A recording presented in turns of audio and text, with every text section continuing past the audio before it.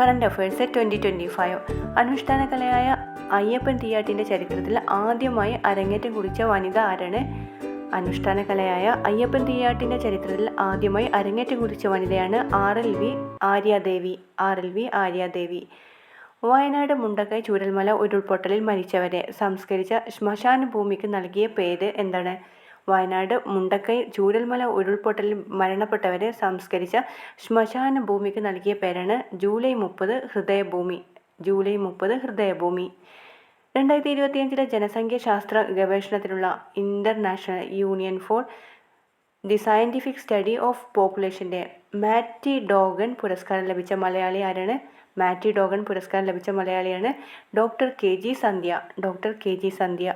2025 ജനസംഖ്യാശാസ്ത്ര ഗവേഷണത്തിനുള്ള international union for the scientific study of പോപ്പുലേഷന്റെ മാറ്റി ഡോഗൻ പുരസ്കാരം ലഭിച്ച മലയാളിയാണ് ഡോക്ടർ KG സന്ധ്യയാണ്. ശ്രീഹരിക്കോട്ടയിലെ സതീഷ് ധവൻ സ്പേസ് സെന്ററിന്റെ കേന്ദ്രത്തിന്റെ ഡയറക്ടറായി നിയമിതനായ മലയാളിയാണ് പത്മകുമാർ ES. ശ്രീഹരിക്കോട്ടയിലെ സതീഷ് ധവൻ ബഹിരാകാശ കേന്ദ്രത്തിന്റെ ഡയറക്ടറായി നിയമിതനായ മലയാളി ആരാണ്? പത്മകുമാർ ES ആണ്. കേരള ഫോക്ലോർ അക്കാദമി മുൻ ചെയർമാനും വിഖ്യാത ഗദ്ദിക കലാകാരനുമായ PK കാളന്റെ സ്മരണാർത്ഥം നാടോടി വിജ്ഞാനീയ രംഗത്തെ അതുല്യ പ്രതിഭകൾക്ക് സമർപ്പിക്കുന്ന PK കാളൻ പുരസ്കാരം 2025 അർഹനായത് PP Kunhirama പെരുവണ്ണനാണ്. Theyyam കലാകാരനായിട്ടുള്ള PP Kunhirama പെരുവണ്ണനാണ് 2025 PK കാളൻ പുരസ്കാരം ലഭിച്ചത്. പൊതുമേഖലയിലെ ഇന്റർനെറ്റ് സേവനദാതാക്കളായ K-ഫോണിന്റെ ഭാഗ്യചിഹ്നമാണ് ഫിബോ എന്ന കടുവ.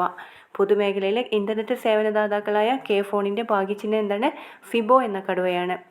മലയാള ചലച്ചിത്ര നടീനടന്മാരുടെ സംഘടനയായ അമ്മ